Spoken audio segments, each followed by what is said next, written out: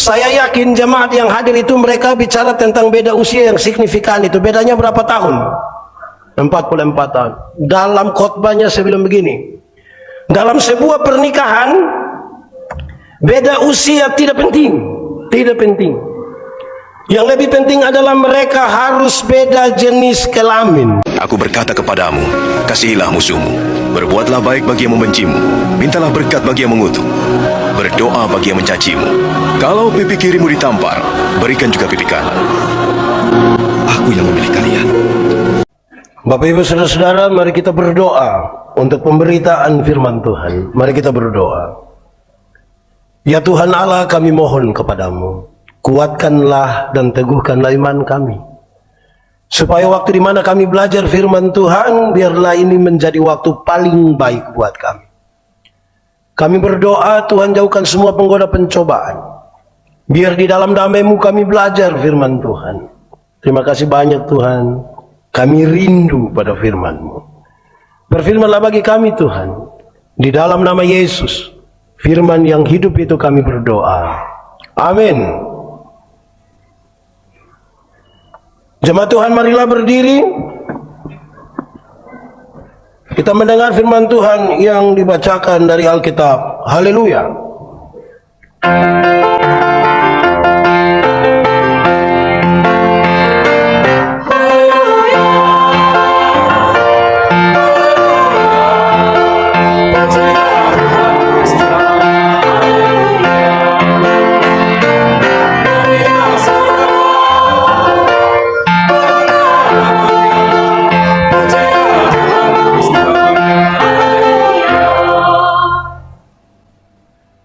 Firman Tuhan pada ibadah saat ini yang dibacakan dari Alkitab terambil dari surat Ibrani pasal 13 ayat 1 sampai 3 yang menyatakan,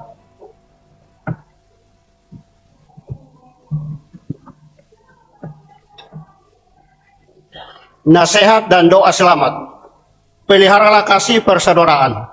Jangan kamu lupa memberi tumpangan kepada orang, sebab dengan berbuat demikian, beberapa orang dengan tidak ketahuinya telah menjamu malaikat-malaikat. Ingatlah akan orang-orang hukuman, karena kamu sendiri juga adalah orang-orang hukuman. Dan ingatlah akan orang-orang yang diperlakukan sewenang-wenang, karena kamu sendiri juga masih hidup di dunia ini.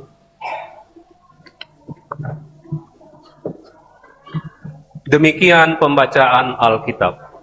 Hendaklah firman Tuhan dengan segala kekayaannya menetap di antara kamu, dan ucaplah syukur pada Allah.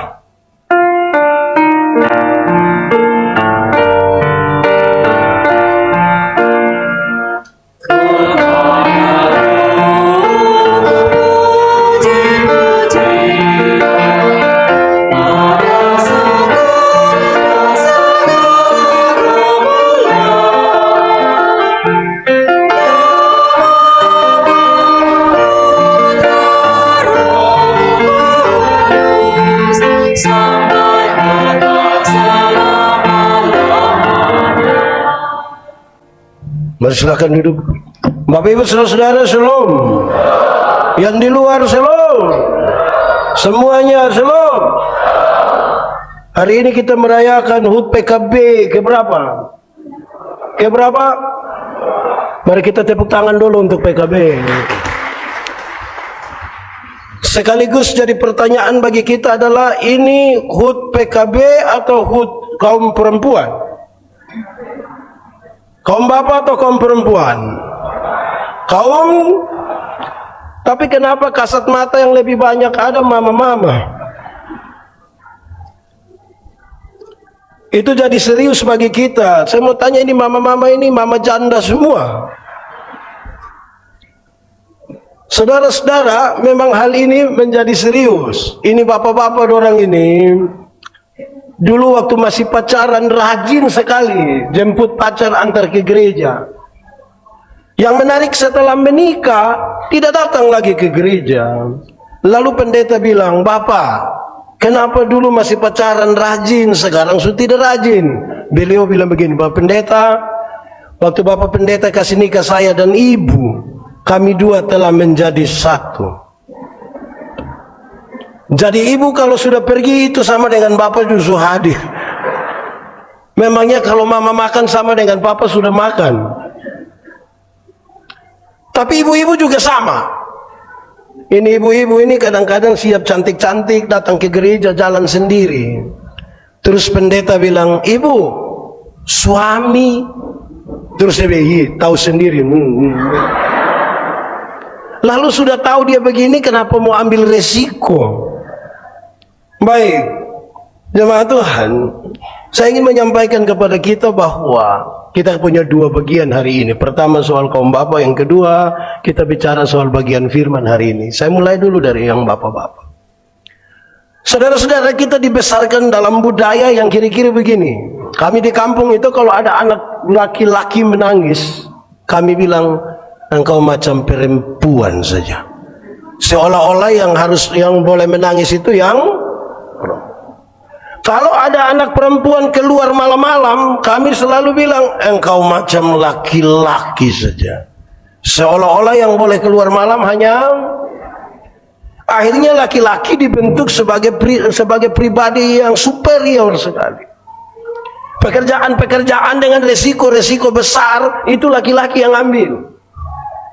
Nanti dengan resiko-resiko yang ringan, yang kecil, itu perempuan ambil.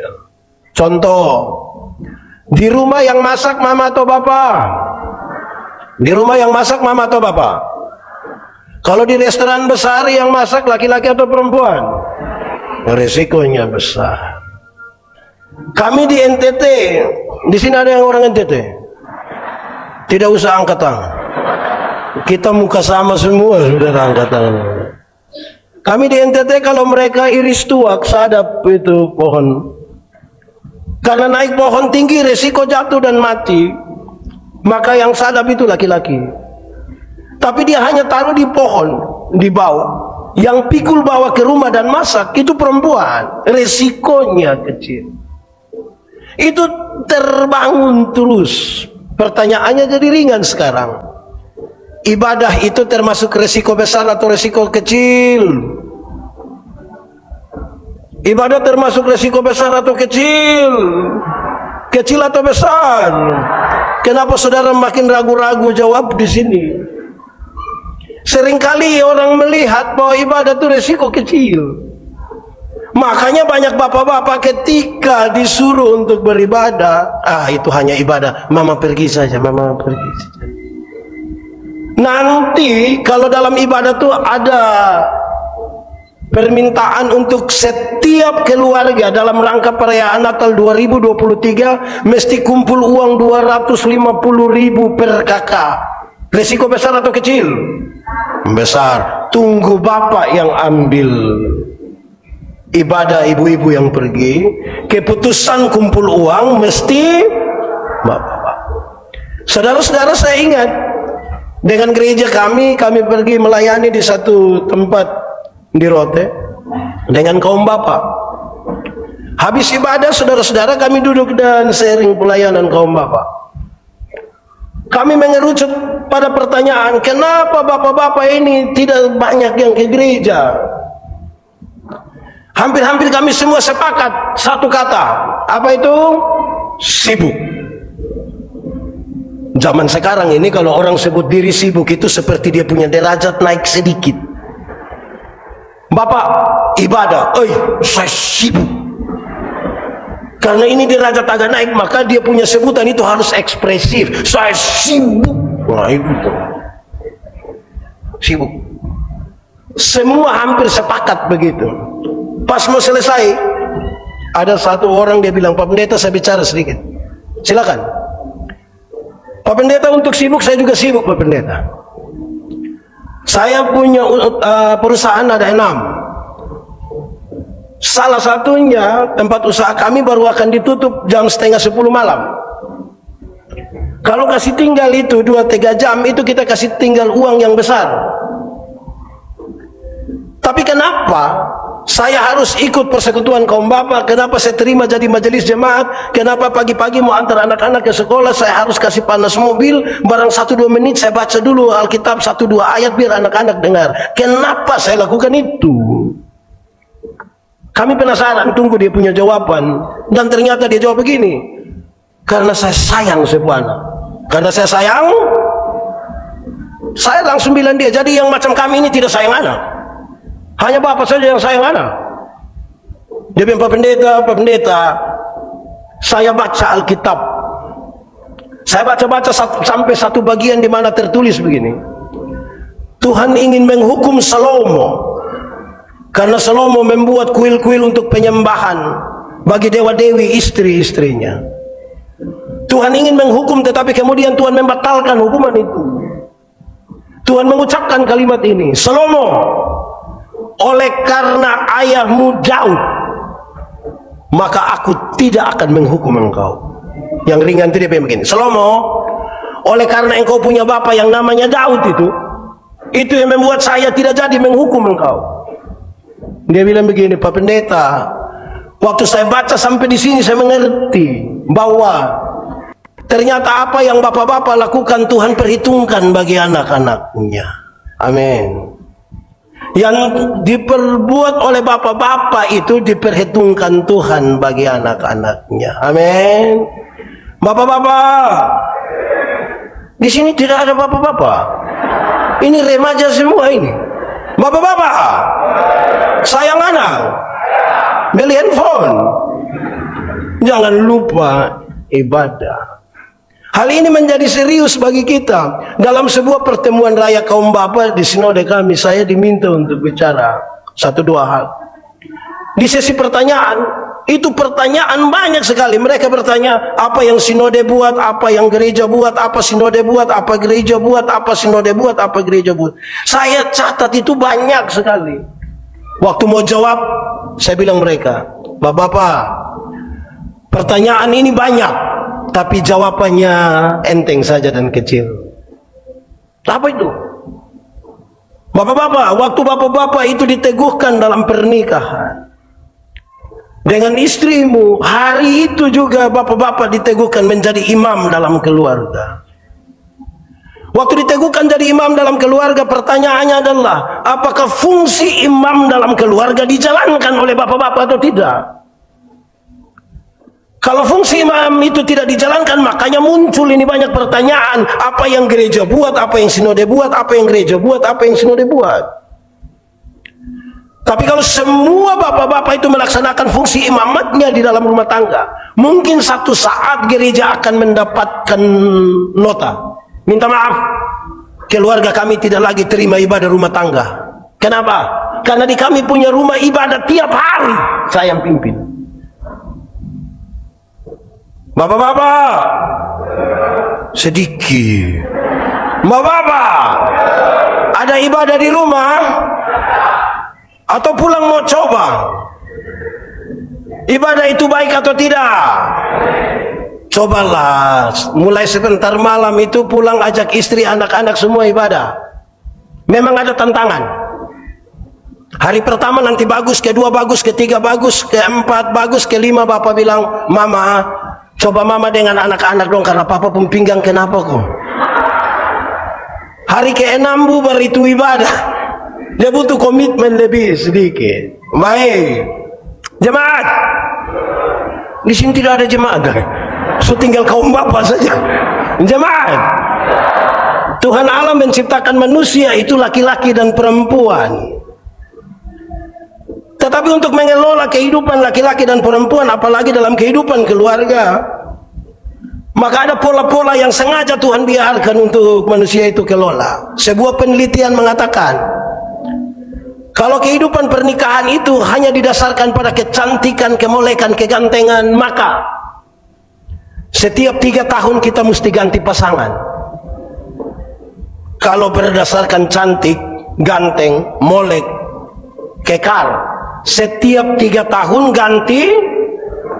Saya nikah 14 tahun, jadi minimal saya sudah 4. Nah yang 20 tahun itu berapa?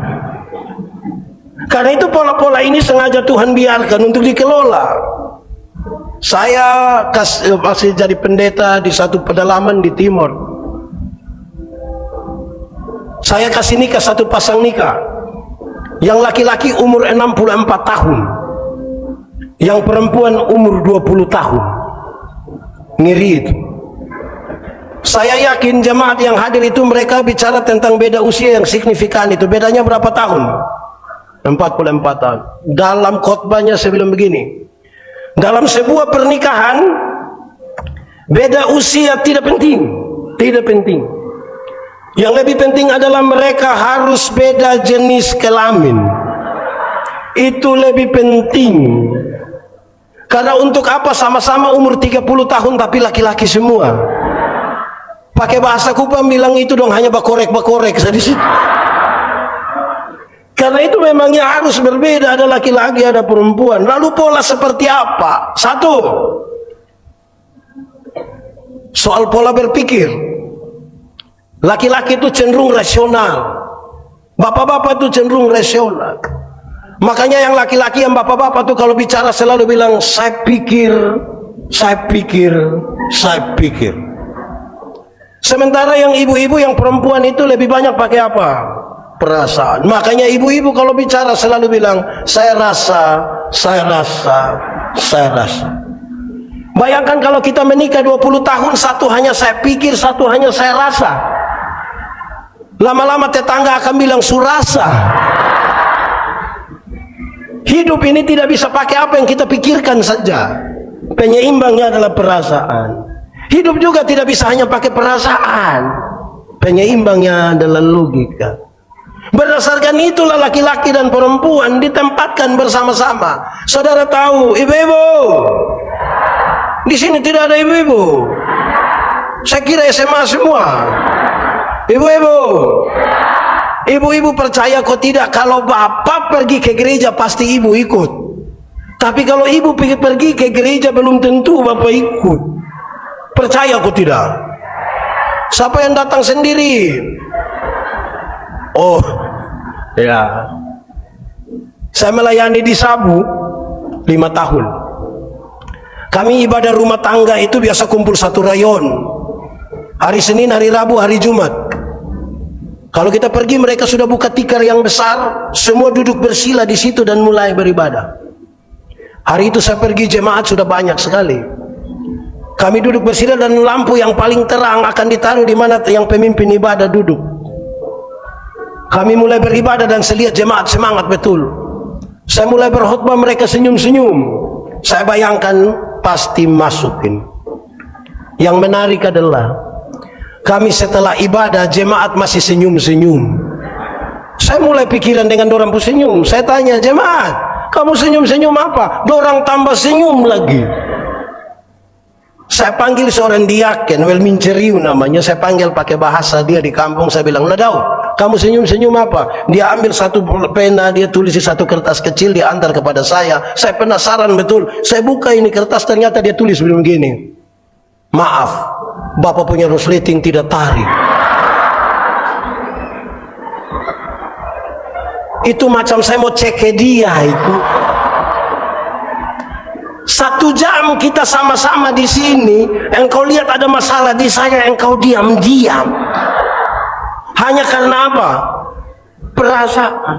Saya mau tanya saudara, menurut saudara tadi orang ibadah itu baik? Kenapa tidak baik coba? Karena itu menjadi serius sekarang. Untuk itulah antara logika dan perasaan itu mesti menjadi saling menyeimbang.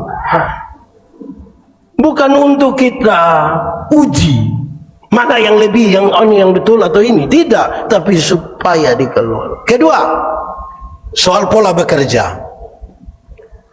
Laki-laki itu cenderung pekerja tunggal. Pekerja tunggal. Kami bapak-bapak ini hanya pergi ke kantor saja. Tapi waktu pulang kami rasa kami sudah kerja seluruh dunia dan segala isinya. Bapak-bapak ini kalau sempat gendong anak barang 1 jam, itu dia rasa dia sangat berjasa. Kalau ibu pulang dia bilang, Mama, ya tolong gendong adek dulu. Papa, saya pergi ke teman-teman dulu. Kasih tinggal kami sendiri. Tadi saya sudah gendong itu 1 jam. Karena polanya tunggal. Sementara ibu-ibu itu kan polanya jamak. Ibu-ibu itu bangun pagi bisa sambil siap anak-anak ke sekolah, bisa sambil setrika, bisa sambil siap sarapan, siap juga memang makan siang, bisa siap suami ke kantor, kadang-kadang sambil foto-foto, update status, semua jadi satu. Karena polanya aja. Bukan untuk dibandingkan sekali lagi, tapi untuk dikelola. Saudara, kalau ada acara-acara begini, ketuanya kaum bapak, jangan coba-coba telepon waktu kita dari jalan, dari bandara menuju sini. Kalau kita telepon, "Bapak, bagaimana persiapan?" Dia hanya jawab satu kata, "Beres." Nanti pas dia bilang beres, baru yang ibu-ibu bilang, "Beres apa?" Karena laki-laki biasa tidak detail. Saudara-saudara, kita di rumah kalau tamu datang, dia naik tangga emper yang paling terakhir dengan yakin sekali bapak bilang kepada mama, "Mama, kopi." Padahal kopi tidak ada. Setelah tamu pulang, mama bilang, "Bapak, lain kali itu coba tanya kami dulu di belakang." Terus papa bilang, "Kan saya sudah beli." Ibu bilang, "Iya bapak, itu 6 bulan lalu. Bapak pikir beli satu kali itu untuk seumur hidup kah?" Karena polanya tunggal, bukan karena dia sedikit. Saudara-saudara, yang ketiga, soal pola bicara. Laki-laki cenderung pendiam. Laki-laki itu cenderung pendiam. Secerewet-cerewetnya laki-laki dia masih disebut pendiam. Makanya di Kupang kalau ada laki-laki terlalu cerewet, orang selalu bilang, "Engkau punya mulut itu macam perempuan saja." Sebuah penelitian mengatakan, dalam satu hari itu seorang laki-laki kalau bicara kira-kira 7.000 kata. Berapa ribu? Tapi seorang perempuan kalau bicara dalam sehari minimal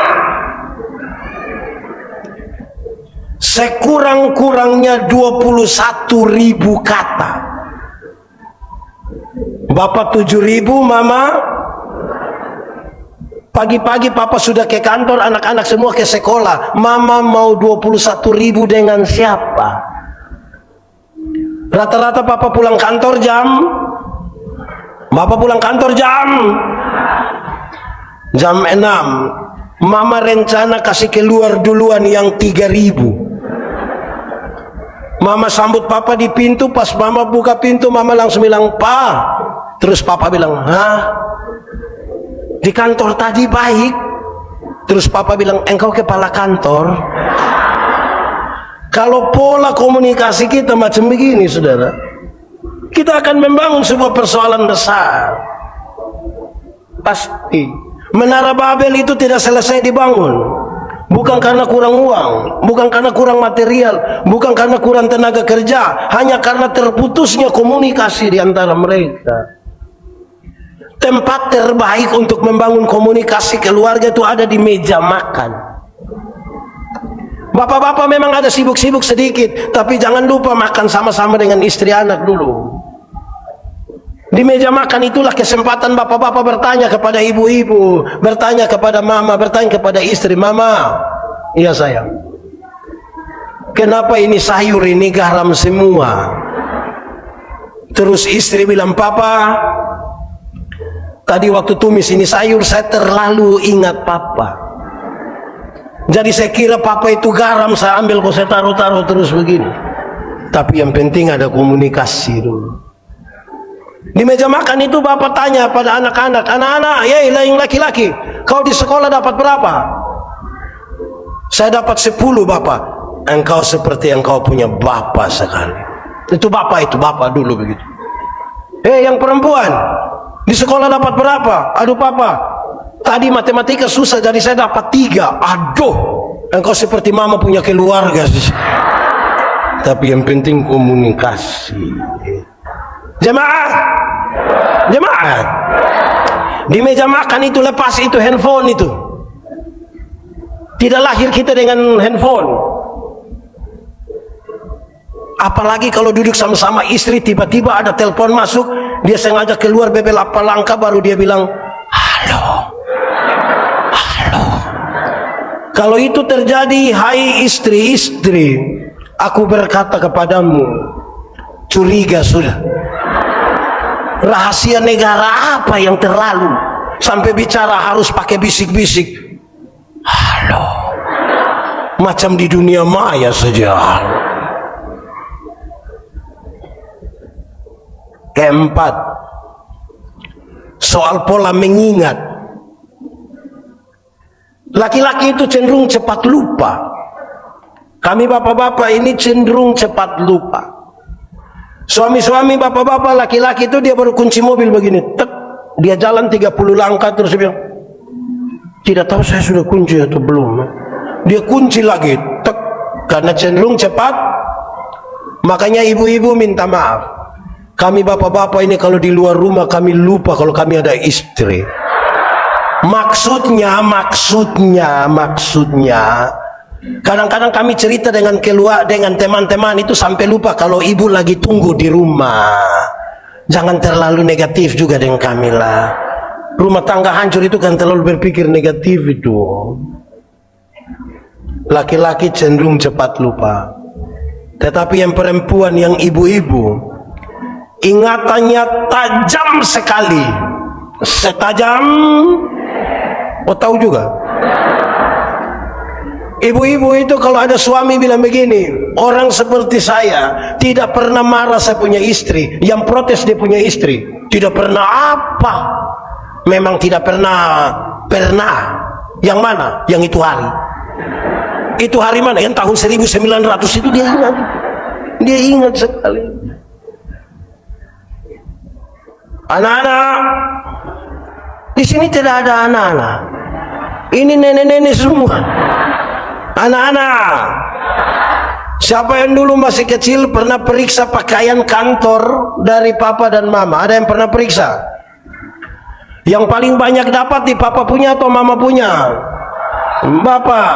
Bapak pasti lupa 5.000, 10.000, 20.000. Jangan coba-coba periksa mama punya. Itu pekerjaan sia-sia. Dalam hal inilah mama seturut dengan Alkitab. Di mana hartamu berada, di situ juga. Ibu-ibu ini kita pinjam dia pun Tupperware saja dia ingat sepanjang hayat. Nah saudara-saudara, ini yang sengaja diberikan supaya dalam pengelolaannya kita tahu kita sudah jalan sejauh mana. Kenapa ini menjadi bagian pertama?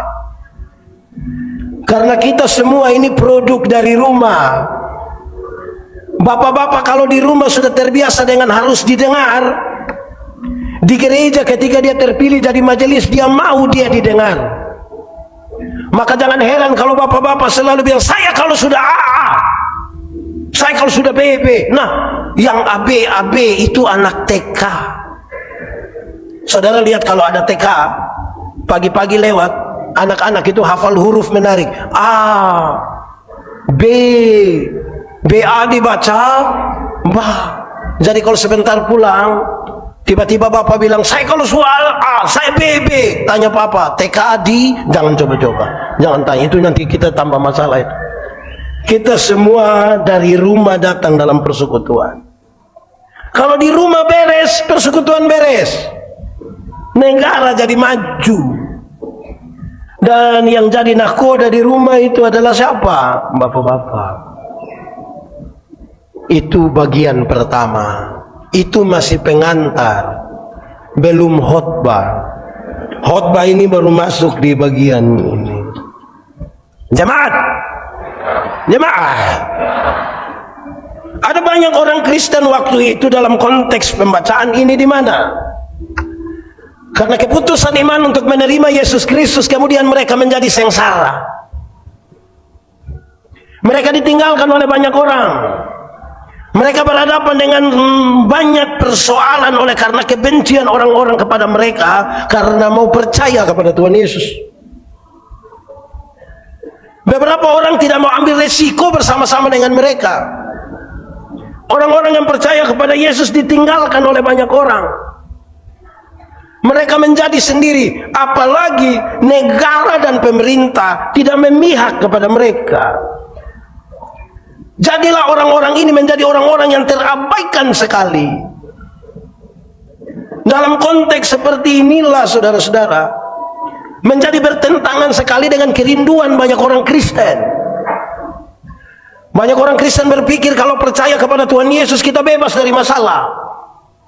Satu tokoh dalam Alkitab yang paling gampang kita ingat adalah Paulus. Paulus masuk penjara. Paulus masuk penjara apakah karena dia melakukan sebuah kejahatan serius? Tidak. Apakah ada tindakan kriminal? Tidak. Lalu kenapa Paulus masuk penjara? Karena coba-coba percaya kepada Yesus dan mencoba beritakan itu kepada orang lain, itu membuat dia ditangkap. Resiko ini terlalu besar dan banyak orang tidak mau ambil bagian di situ. Saudara tahu, ini bertentangan dengan kerinduan kita. Beberapa orang pikir kalau menjadi Kristen bebas dari masalah. Kalau dia sakit kepala cukup tunjuk begini terus dalam nama Yesus dan sembuh. Banyak orang pikir kalau percaya kepada Tuhan Yesus, pagi-pagi petugas koperasi datang di rumah, Tuhan Yesus kasih keliru petugas koperasi, jadi dia tagih di tetangga. Tidak. Justru sebuah pengalaman yang berat ini terjadi, dan bisa saja dia menjadi sangat sendiri. Dalam kondisi seperti inilah nasihat ini ada. Ingatlah kasih persaudaraan. Kamu sebagai persekutuan harus menjaga kasih persaudaraan.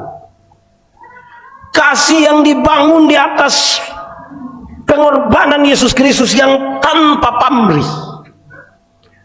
Yang dia lakukan karena cinta kasih. Jemaat, ikut yang saya bilang. Kasih ialah kebaikan, tidak terpatahkan oleh apapun, tidak akan berubah menjadi kebencian. Ulangi, kasih ialah kebaikan, tidak terpatahkan oleh apapun, tidak akan berubah menjadi kebencian. Rujukannya ialah, karena begitu besar kasih Allah akan dunia ini. Apakah Tuhan Allah mengasihi dunia? Mengasihi? Apakah dunia mengasihi Tuhan Allah? Lalu apakah karena dunia tidak mengasihi Tuhan Allah berhenti mengasihi dunia? Apakah Tuhan Allah membenci dunia? Saudara lihat, kasih tidak terpatahkan. Sehingga seorang yang hidup dalam persekutuan sebagai keluarga Allah tidak boleh mengatakan kepada saudaranya, Pak, saya terlalu hargai Pak, tapi waktu saya sudah tahu Pak punya sifat asli begini, maaf. Itu bukan kasih, egois. Alkitab bilang, kalau kamu hanya bisa berbuat baik kepada orang lain yang berbuat baik kepadamu, apakah jasamu? Karena orang-orang berdosa pun melakukannya. Harus kasih seperti ini. Yang paling gampang untuk menggambarkan kasih seperti ini, itu di ibu-ibu dulu. Kita tanya ibu-ibu. Ibu-ibu yang paling tahu. Ibu-ibu, melahirkan itu sakit atau tidak sakit? Terlalu sakit. Baik melahirkan normal atau abnormal tetap sakit. Sesar itu abnormal toh. Waktu ibu-ibu sakit melahirkan, kami suami-suami ini kan hanya dari jauh taruh tangan di kepala baru bilang Yesus, tapi tidak tahu.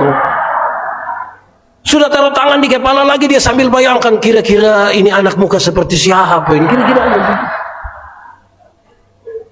ya sakit. Sekarang kita tanya, anak-anak, waktu kamu baru dilahirkan, kamu tidak tahu apa-apa. Kamu hanya bisa menangis. Waktu kamu menangis, orang tua berpikir hanya dua hal. Kalau bukan basah, pasti lapar. Anak-anak punya jam tidur, orang tua punya jam bangun. Orang tua punya jam tidur, anak-anak punya jam bangun. 2:30 subuh banyak orang tua masih menggendong anak-anaknya. Betul. Dalam kondisi sempoyongan karena tidak tidur ini, seringkali ibu-ibu dipaksa lagi menjadi penyanyi. Makanya ibu-ibu punya lagu seringkali tidak bisa dipertanggungjawabkan. Kalau tidak bobok digigit, Padahal justru kalau anak bobo itu baru nyamuk gigit. Kalau anak ada lari-lari, nyamuk mana gigit dia? Tidak ada. Anak-anak, waktu kamu kecil dulu kamu tidak bisa berbicara, ataukah di antara kamu ada yang mau lahir langsung bikin status? Kamu tidak tahu bicara. Orang tua ajar kamu bicara satu-satu suku kata. Ma, pa. Tapi sayang ketika kamu mulai SMP, SMA, ada senang bicara sama papa mama? Orang tua tolong jawab. Waktu anak mulai SMP, SMA, kuliah, ada suka bicara dengan papa mama? Mereka lebih suka bicara dengan pertanyaan terakhir, kenapa kasih makan dorang? Laki dorang bicara setengah mati, kok bicara dengan orang lain bukan dengan kita. Kenapa kasih makan? K-A-S-I-H. Dibaca. Anak-anak, waktu kamu lahir kamu belum bisa jalan. Atau ada di sini yang lahir langsung lari 100 meter. Orang tua ajar anak itu jalan satu-satu langkah sambil pegang di tangan, dia latih te. Nah, itu jalan belakang. Tapi sayang ketika anak-anak ini mulai SMP, SMA, kuliah, ada suka jalan sama orang tua, suka jalan dengan orang tua. Mereka lebih suka jalan dengan pertanyaannya bagi orang tua, kenapa kirim pulsa untuk Dora? Kenapa? Apa? Anak-anak, karena itu orang tua selalu bilang begini, anak-anak, asal kamu mau sekolah tinggi, biar kami orang tua ikat perut tidak apa-apa. Betul orang tua? Orang tua kalau sampai bilang ikat perut itu bukan berarti mereka mau pakai stagen, tapi mereka utang demi anak-anak mereka. Orang-orang tua selalu bilang begini, anak-anak, busuk-busuk sekalipun kami punya anak ini. Betul? Pernah dengar itu kalimat? Busuk-busuk pun tetap anak. Itu yang saya mau tanya orang tua, kenapa bilang kami busuk? Kasih tidak terpatahkan. Di sini ada yang kuliah atau ini semua selibur? Yang kuliah ada, yang datang dari NTT ada, yang datang dari mana-mana ada. Dia kos di sini ada. Biasa telepon orang tua pada waktu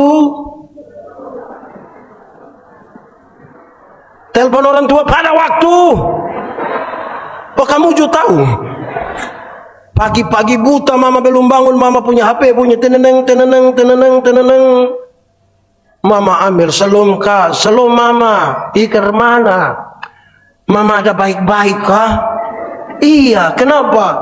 Tadi malam saya mimpi mama. Pas dia bilang tadi malam saya mimpi mama, mama langsung bilang, kakak mau berapa Nabila? Masih pagi-pagi buta ini.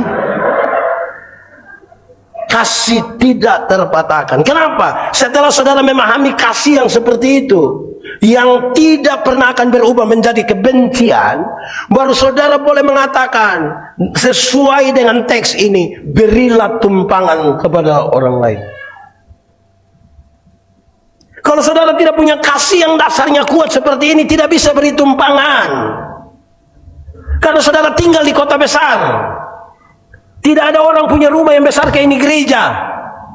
Rumahnya kecil, mau kasih tumpang siapa di situ?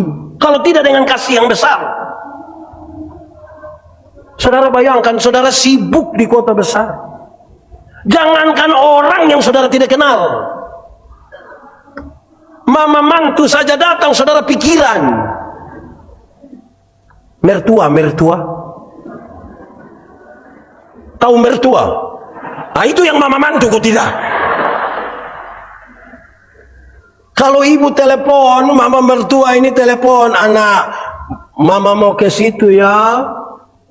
Dia bilang, oh iya mama senang, aduh.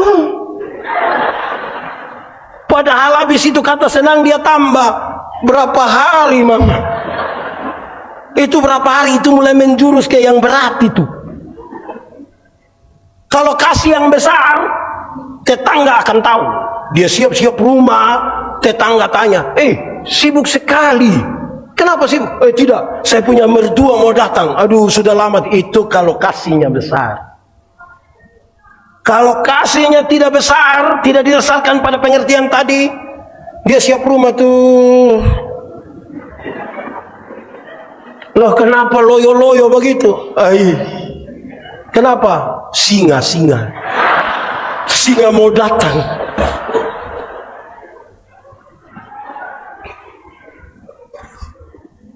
Saudara bayangkan, berilah tumpangan kalau saudara punya hati seluas samudra, penuh kasih.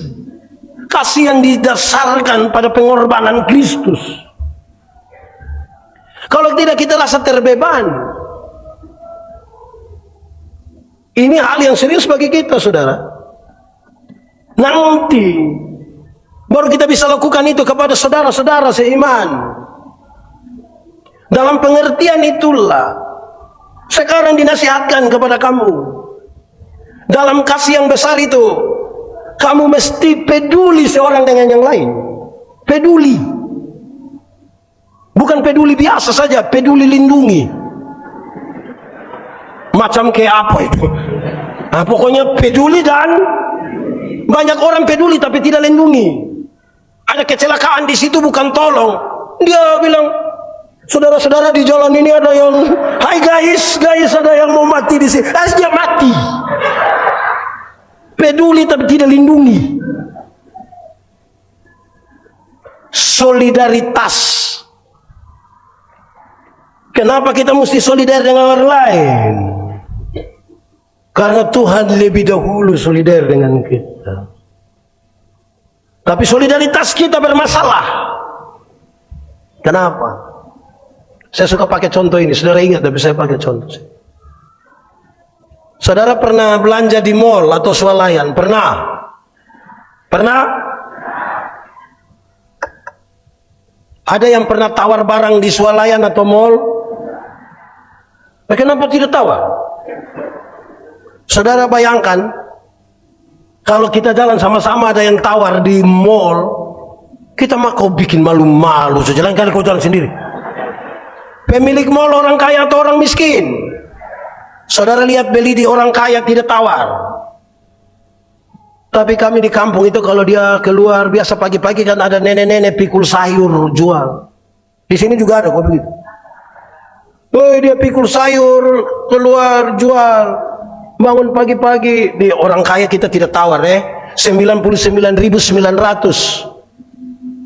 Ambil 100.000 kasih, orang kasih kembali permen satu yang kau dapat saja, jangan ukur saya dengan itu dapat saja. Tapi pagi-pagi kalau dia beli sayur, tawar kok tidak? Kok tawar? Dia punya tawar mengerikan. Padahal ini nenek ini terlalu susah. Mungkin pulang jual sayur dia sudah mati. Tapi kita punya tawar sayur ini, aduh. Nenek, sayur berapa? Ini nenek sudah senang ini. 3.000. Dia sengaja kaget. 3.000? Bisa 9.000 kah? 3.000 jadi 9. Kadang-kadang dia tambah satu kalimat di belakang. Bisa 9.000 kah? Nenek orang tanam sendiri juga. Itu kalau saya yang jual, saya bilang bawa saja gratis saja. Tawar sayur 3.000 jadi 9.000, terlalu durhaka lah kita. Tawar sayur 3.000 jadi 9.000, padahal turun dari mobil Innova. Di tangan kiri ada Samsung terbaru, di tangan kanan ada iPhone terbaru, masih ada lagi Nokia di dalam tas. Rantai salib berat 1 kilogram. Tawar sayur 3.000 jadi 9.000 memang terlalu itu. Jemaat, karena itu sebagai tanda solidaritas, mulai besok tawar sayur itu terbalik dari itu. Nenek, sayur berapa? Nenek bilang 3.000. Maaf nenek, bisa 1 3.000?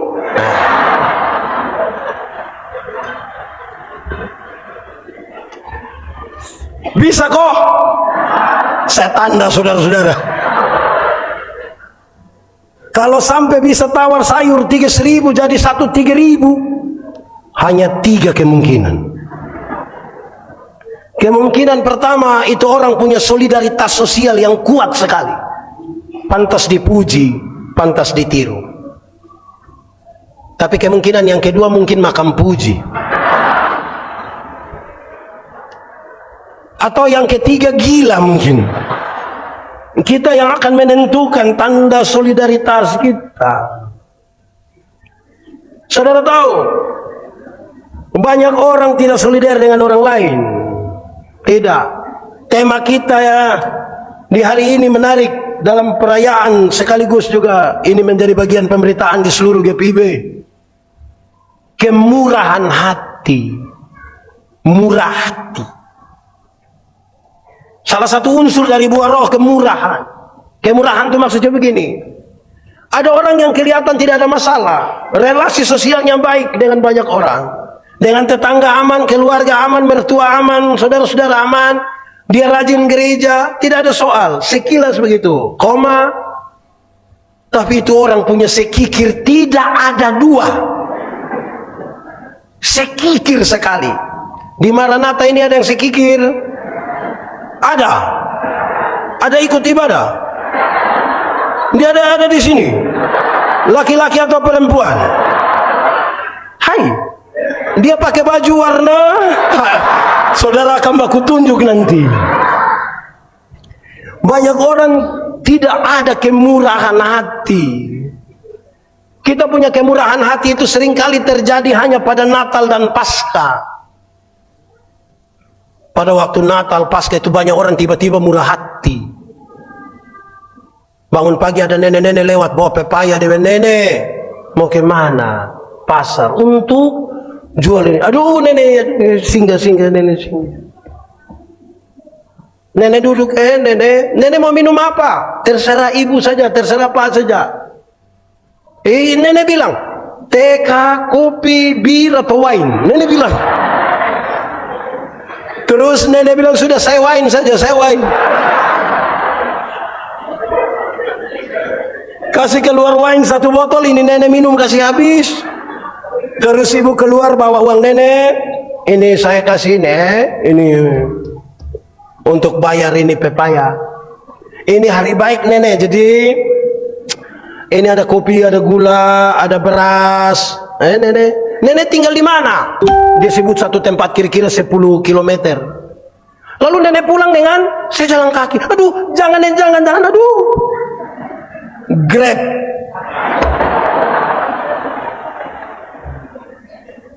Nenek pulang dengan Grab 3 hari kemudian itu nenek datang kembali. Papa yang lihat nenek datang terus papa bilang, mama, yo, mama, kenapa? Kau punya nenek datang lagi. Ya memang kemurahan hati nih butuh sesuatu yang kuat. Amin. Di Bali ada nenek-nenek begitu. Ada. Itu nenek fam.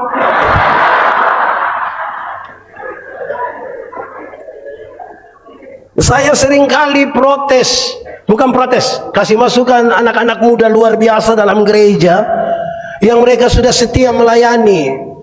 Diakonia kita tuh luar biasa. Tapi saya kasih tahu orang, anak-anak muda ini pada Natal Paskah mereka suka apa? Pergi mau berdiakonia, catat yang nenek-nenek. Terus mereka, nenek nanti terima di gereja ya. Bagus kan? Nanti pas warta pelayanan ada informasi bagi para penerima diakonia supaya jangan pulang dulu, karena setelah ibadah ini akan diselenggarakan pembagian diakonia. Yang muda-muda, yang sehat-sehat, yang kuat-kuat sudah pulang, kasih tinggal nenek yang sakit-sakit semua. Baru panitia mulai panggil satu-satu. Nenek Manobe. Lantas nenek Manobe kan dia jalan begini. Sampai di situ kita ambil kantong merah yang isi beras, isi gula, isi semua, kasihkan berat tuh. Nenek Manobe setengah mati ini. Terus nenek-nenek sabar, kita foto dulu, kita foto. Saya mau tanya, pemuda, kalau antar langsung ke rumah bisa kok tidak? Untuk kepentingan Ini foto di rumah saja bisa kok tidak? Bisa kok tidak?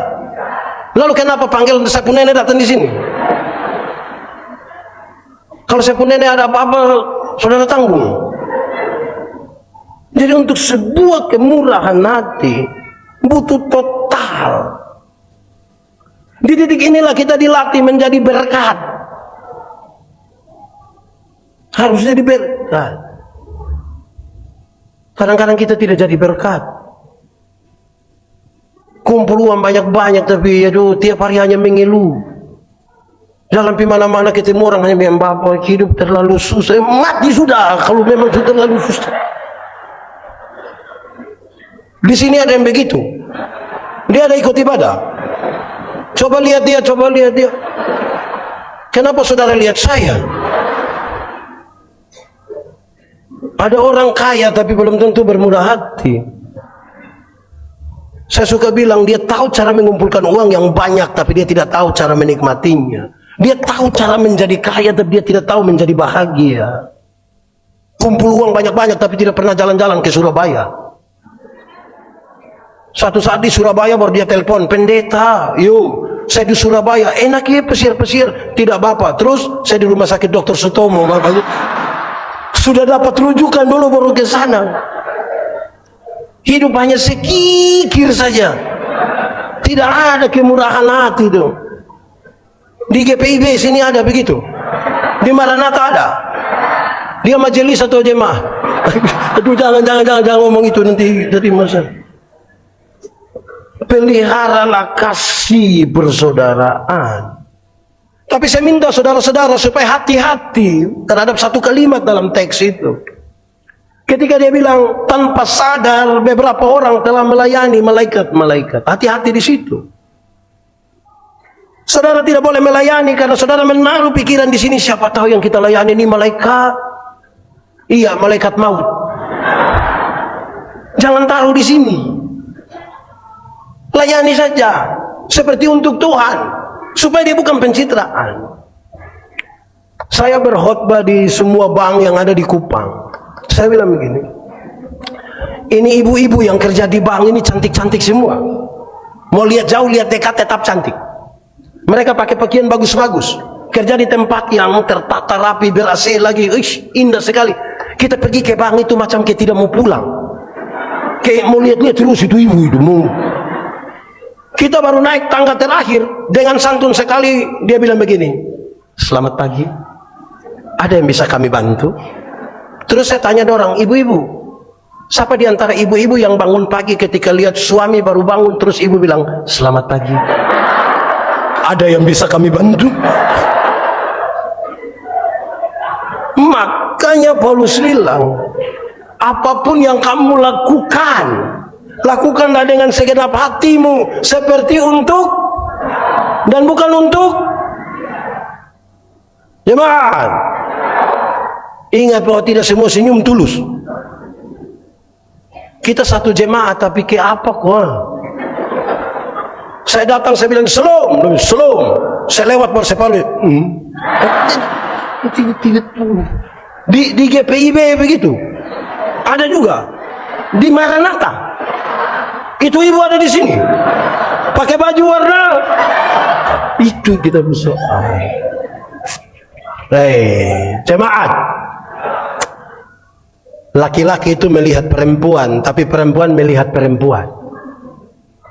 Kami laki-laki, kami bapak-bapak nih kalau duduk sama-sama, tiba-tiba ada seorang perempuan cantik masuk lewat situ, serempak kami punya kepala akan begini. Tapi kalau istri ada di situ dan kelihat begitu akan jadi masalah. Perempuan cantik itu lewat, kami tidak, kepala kami tetap, hanya mata yang pindah.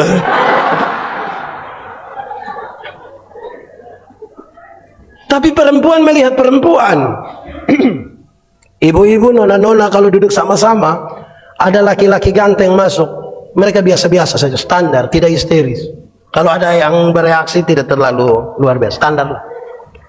Jangan coba-coba yang masuk itu perempuan. Rok agak pendek, sepatu agak tinggi, tas agak besar. Itu coba lihat ibu-ibu punya siku dan bibir. untuk kasih tahu teman di sebelah dia pakai siku begini. Yang di sebelah lihat dia pakai bibir baru.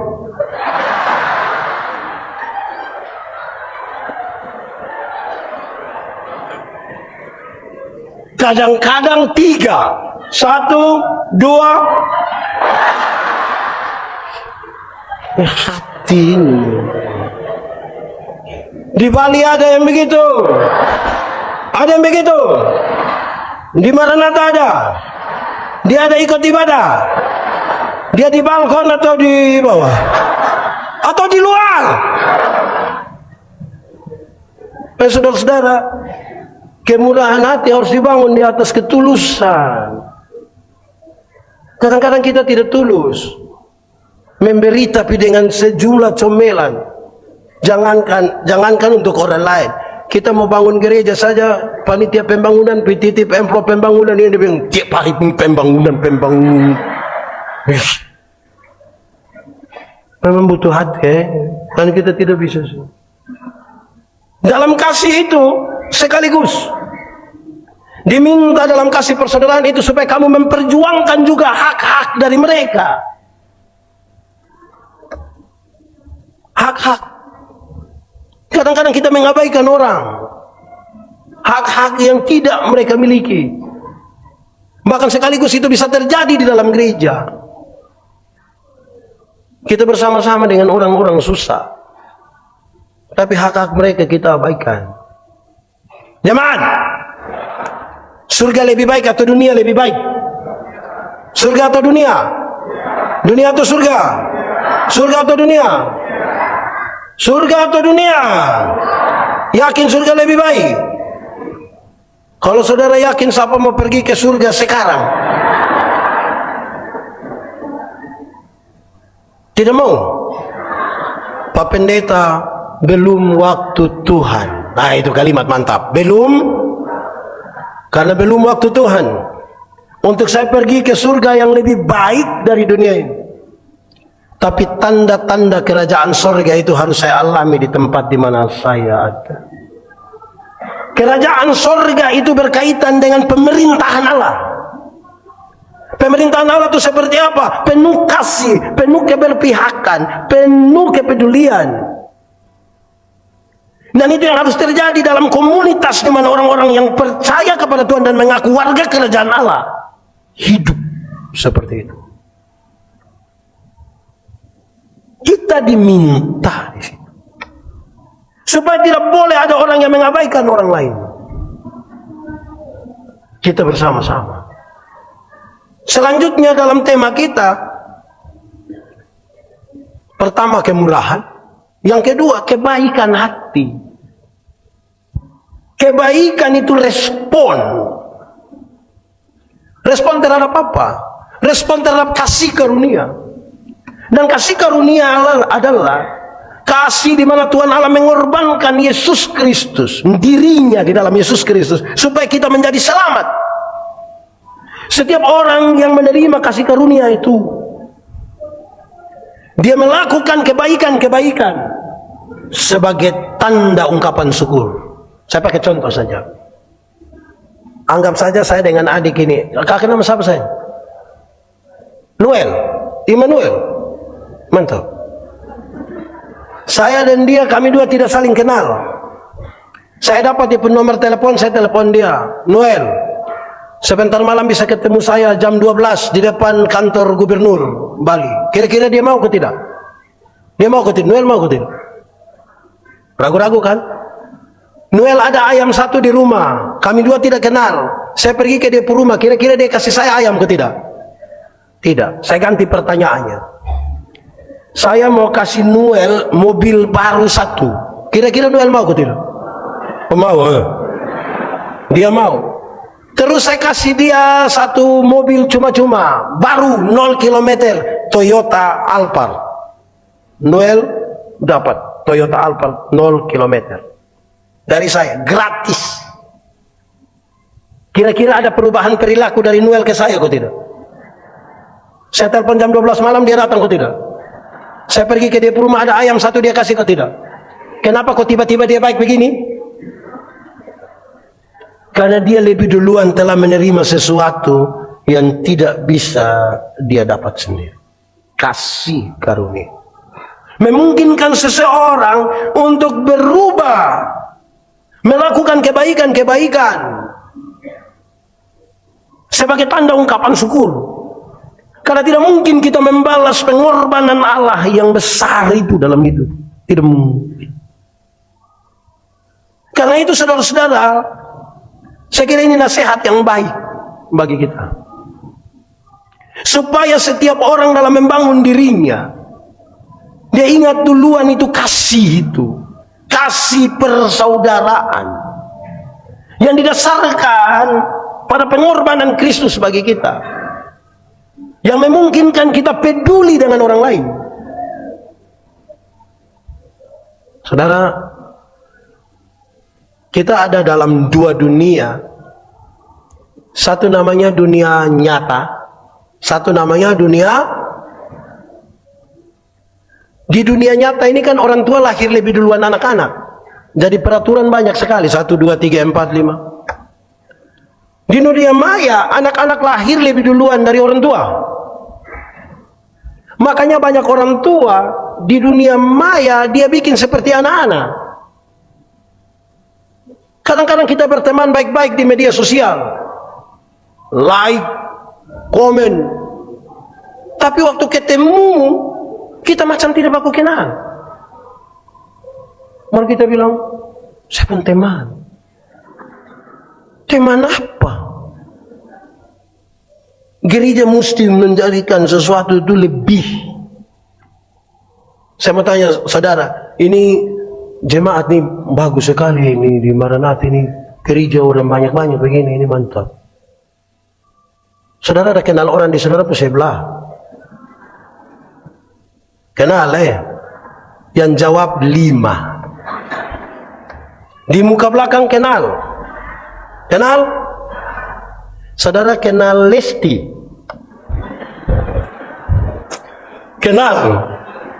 Lesti siapa? Yang di jauh sana kita berusaha untuk saling kenal. Yang dekat-dekat kita tidak saling kenal. Ada jemaat yang lama tidak bergereja. Nanti satu saat pas dia mati baru majelis bilang, itu kita punya. Wih, majelis juga heran itu. Kita juga heran ini. Jemaat, kasih itu makin dekat seseorang dengan Tuhan, makin dekat dia dengan orang-orang yang ada di sekitar.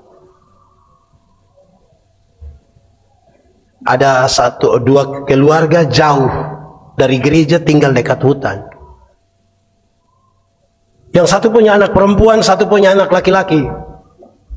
Yang punya anak perempuan datang bilang kepada yang laki-laki, kakak, hari-hari minggu begitu kakak tolong jemput kakak punya adik perempuan ini antar ke sekolah minggu Yuk, laki-laki jemput. Antar ke sekolah minggu, sampai sekolah minggu. Yang perempuan masuk ikut sekolah minggu, yang laki-laki duduk main kelereng di luar.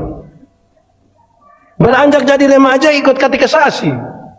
Yang laki-laki jemput antar ke gereja ikut katekisasi. Yang perempuan masuk, yang laki-laki cerita-cerita di luar. Pulang-pulang sama-sama. Rupa-rupanya ada orang 2 jodoh. Setelah menikah, yang ibu terpilih jadi majelis gereja, penatua diaken. Waktu pelayanan dimanapun, hujan, badai, angin, yang suami selalu setia antar. Tapi sampai sana, ibu masuk pimpin di dalam, dia pun suami isap-isap rokok di luar tunggu. Satu saat mereka mati sama-sama. Waktu jalan sampai pintu surga, ternyata Simon Petrus sudah tunggu. Lihat ini ibu datang, Simon Petrus bilang, "Shalom ibu, mari silakan masuk." Ini ibu masuk, melihat istrinya masuk, suaminya juga cepat-cepat mau masuk. Jadi Simon Petrus bilang, Pak, sabar dulu Pak, sabar. Sabar, kenapa? Papa sabar dulu. Itu saya punya istri yang masuk. Simon Petrus bilang, betul. Itu memang Pak punya istri yang masuk. Tapi dari waktu itu kan Bapak hanya antar-antar. Jadi minta maaf, hari ini Bapak hanya antar saja. Bapak punya tempat di sebelah yang api-api itu. Ibu-ibu, siapa yang tadi datang suami hanya antar. Terus dia bilang, Mama nanti kalau sudah selesai WA biar Bapak jemput. Ada? Kalau ada pulang tolong sampaikan salam. Kasih tahu, ada salam dari Simon Petrus. Orang kalau makin dekat dengan Tuhan itu, saudara tidak usah bicara soal kepedulian. Kalau tidak kita lebih banyak pencitraan. Dalam kepedulian itu terletak spiritualitas. Spiritualitas itu gerakan dari dalam keluar. Yang di dalam itu teologi, yang keluar itu etika. Perjumpaan teologi dan etika itulah spirit. Pencitraan itu gerakan dari luar ke dalam. Yang dari dalam keluar itu misalnya sampah. Kalau dia tahu bahwa harus bersih, dia lihat sampah, dia sapu atau dia pungut. Kalau itu spirit. Kalau gerakannya dari luar ke dalam, pencitraan, pas ada sampah begitu, dia kasih tahu dia punya teman. Waktu saya pungut itu sampah, engkau foto. Pencitraan. Tuhan mau kita punya hati ini bersih untuk menjadi berkat. Banyak yang pencitraan. Dan saya kira saudara-saudara, kita butuh satu langkah lebih maju. Kita semua diberi tanggung jawab. Tidak usahlah berbuat bagi satu dunia, tapi minimal ada orang yang menjadi bagian kita bersama. Minimal kita bisa jadi berkat. Coba kita menyanyi, oh Tuhan, pakailah hidupku. Saudara tidak tahu ini lagu? Nah, kenapa suruh saya solo? Coba 3, 4. Oh Tuhan, pakailah hidupku selagi apa? Aku masih bila apa?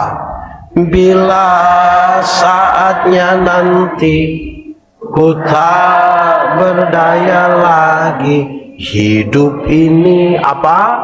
Sudah. Akan ada satu waktu saudara tidak berdaya lagi. Mungkin karena sudah tua, mungkin karena sakit, mungkin karena sudah kecelakaan, saudara tidak berdaya. Tapi kemudian orang bilang, dia sudah banyak jadi berkat. Jangan dari berdaya sampai tidak berdaya, tidak pernah jadi apa-apa. Hanya jadi beban saja. Akhirnya setiap kali dia muncul di pintu, orang-orang baku korek bilang, beban, beban. Jadilah berkah. Saya akhiri khotbah ini. Ini cerita lama yang saudara tahu, tapi saya ingin akhiri. Bagaimana Tuhan menyertai mereka. Ada 2 orang berdoa kepada Tuhan minta karunia. Ternyata di Tuhan tinggal 2 karunia. Yang satu karunia memberi, yang satu karunia menerima. Orang pertama cepat-cepat ambil karunia menerima. Tinggal karunia. Orang kedua garu-garu kepala, dia ambil karunia memberi. Lewat 20 tahun kemudian mereka ketemu di satu perapatan jalan di lampu merah itu. Yang punya karunia memberi sementara ada duduk di atas mobil mewah, satu tanda dia sukses ini. Yang punya karunia waktu itu ambil karunia menerima, dia lagi duduk minta-minta di pinggir jalan.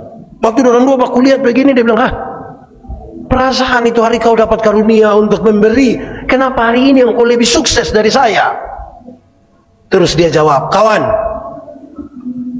karena Tuhan Allah tahu saya selalu harus memberi, maka kepada saya Tuhan berikan lebih. Karena engkau harus kasih orang yang kau tidak punya apa-apa. Jadi ini yang kau harus kasih orang seperti itu. Tapi engkau ini kan karunia menerima. Jadi di mana-mana hanya bilang, saya tidak tahu kita di sini lebih banyak karunia memberi atau menerima. Renungkanlah. Selamat hari jadi PKB. Semangat. Kita akan terus melayani Tuhan dan bersama-sama dalam perjalanan dan siar iman dengan Tuhan. Amin. Aku berkata kepadamu, kasihilah musuhmu, berbuatlah baik bagi yang membencimu, mintalah berkat bagi yang mengutuk, berdoa bagi yang mencacimu. Kalau pipi kirimu ditampar, berikan juga pipi kanan. Aku yang memilih kalian.